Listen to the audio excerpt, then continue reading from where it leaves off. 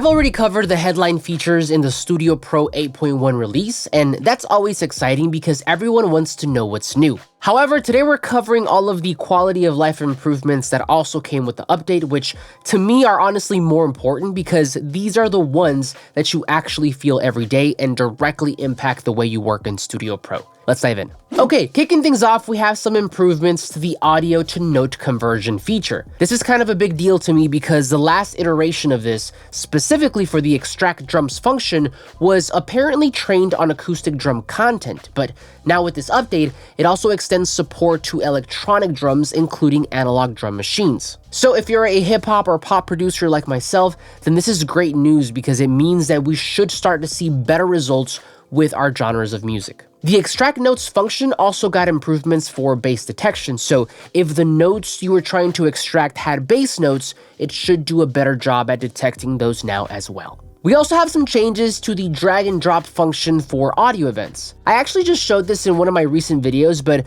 one of my all-time favorite features for replacing audio clips within a track was the ability to drag a new file over an existing clip while holding the Option or Alt key and then letting go. This effectively replaced all audio clips on that track at once with your new audio clip. Well, this has now changed in 8.1. Now when you drag a new audio clip over an existing clip on the timeline, you will have two options. You can either hold the Option or Alt key like before, but now this will only replace that selected clip. Or if you combine that with the Command or Control key, it'll now replace every clip on the track just like before. I hate that I have to retrain my muscle memory, but this does mean more control over what gets swapped out and what stays. Moving on, we have a small but mighty update to the track preset feature. If you're unfamiliar, a track preset allows you to recall frequently used track and channel configurations so you don't need to recreate their inputs, settings, and routing every time. The issue is that with previous versions, if you ever wanted to make updates to your track presets, you kinda just had to save as new and delete the old one. Well, with 8.1, that friction point is gone because there is now an update track presets option right in the track context menu, which allows you to save your track preset changes in real time and keep it moving. Next, we have a small but genuinely satisfying fix to file names when exporting. Now when you go to export, the file names will automatically inherit the session name instead of defaulting to the Mixdown title from previous versions. I don't know why this wasn't implemented earlier, but this has always bothered me, so I'm glad it's fixed. While we're here, let's also talk about the updated bypass feature when exporting. I'm not sure if you knew this, but while mixing, if you added plugins to your master bus, but you didn't want to include them in your export, prior to this, you had in the export window the ability to bypass them completely. Well, in 8.1, that option has now become a drop-down menu with a few options to give you precise control over exactly what gets bypassed instead of it just being all or nothing. Now, speaking of enhancing workflow efficiency, if you want to speed things up inside of Studio Pro, then don't forget to check out my Studio Pro resources. These are things like production templates, recording templates, and beat-making macro toolbars designed specifically to help you get the most out of this DAW. You've actually been staring at my personal production template this whole time, and it's what I use every day to help me stay organized, move quickly, and of course, create. Links for all of them will be down below in the description. In the headline video, we spoke about the new Moises AI integration, which brought its own stem separation feature. But the good news is that 8.1 also updated Studio Pro's built-in stem separation algorithm. According to Fender, this updated engine delivers dramatically faster processing while requiring a much smaller installation footprint. Additionally, everything still runs completely local, so nothing gets uploaded. I'm going to be testing this in future sessions to really see if these claims hold up, so I'll keep you posted. Next up, we have something called shared virtual instruments. Now, I debated whether or not to include this in the first video since it is kind of new,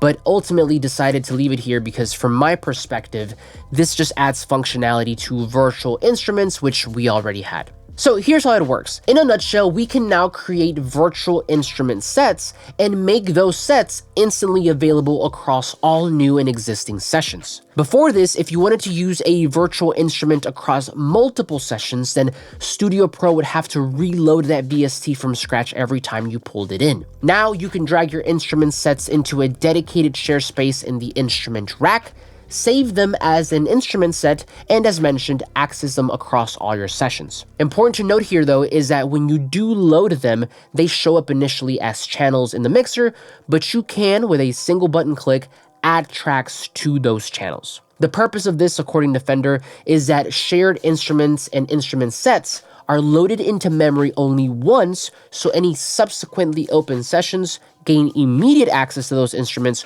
without consuming additional memory resources. Now, I'm going to be honest with you, when I was reading this in the release log, I got really excited because if you're anything like me, you work out of one template, and the way that I like to do it is I like to have my template just pre-filled with all my favorite virtual instruments. The problem though is that whenever you initially load your template when you open it up, it takes a while for all those VSTs to load. And so anyway, I thought this feature would help mitigate this issue. In reality though, it doesn't really do that. The real benefit of this feature, from what I understand, is whenever you have one virtual instrument that you're trying to access across multiple sessions that you have opened at the same time. I don't know about you, but that is almost never the case for me. I'm usually only working on one session, one project, one song at a time, and so I don't know how useful this would be for me. If Fender could somehow implement a version of this for people like me who just work out of one session with preloaded VSTs, I think that'd be super cool. Composer and score editors are in for a significant update as well. New additions in this update include attack compensation, which is a sound variation that applies a millisecond offset to articulations with slow attack, the ability to trigger sound variations from a combination of articulations, repeat support within the score editor, and direct editing of global items such as time signature, key signature, and tempo without ever leaving the score view. When 8.0 dropped, we got a new tool called the Chord Assistant that made chord suggestions based on what you already had on the chord track. Well, 8.1 expands on this because the Chord Assistant now lets you audition chord suggestions before you commit them to the chord track. Minor change, but definitely welcomed. Moving over to the browser, we now have an updated Home tab to match the look and feel that was introduced in 8.0. Additionally, you can now also drag your browser tabs into whatever order you want, and you also have the option to do icons only or icons with text. If you combine this with the new ability we got in 8.0 to hide tabs, you can really make the browser exactly what you need.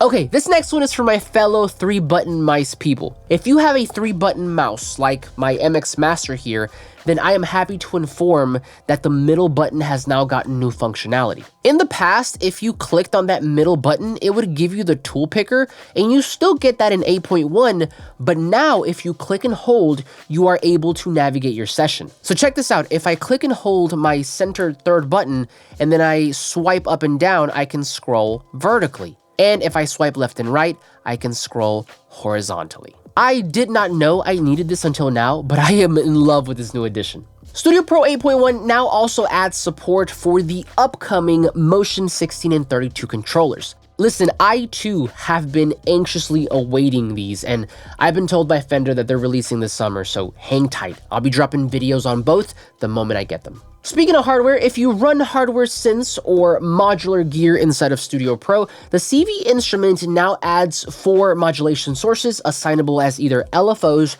or ADSR envelope generators, and each of those 4 modules has its own CV output with a customizable range. I don't have synths, so I don't have much to say here, but I do hope that this makes your workflow better. If you mix in Dolby Atmos, 8.1 adds Dolby Headphone Personalization to the integrated Dolby render. This means that you can now load a custom HRTF profile generated through the SonarWorks Sound ID Tools app built around your actual ear anatomy for a more accurate spatial monitoring on headphones. The payoff here is better mix translation and more confidence that your Atmos decisions will hold up in playback, which hopefully makes home studio and remote mixing a viable alternative to a purpose-built room. Last but not least, I didn't notice this, but apparently the transport bar alignment feature got removed in 8.0 and was re-added in 8.1. So once again, you can now set your transport bar to either left, right, or center. And that, friend, is everything for the quality of life improvements in Studio Pro 8.1. Let me know in the comments which one you're the most hyped about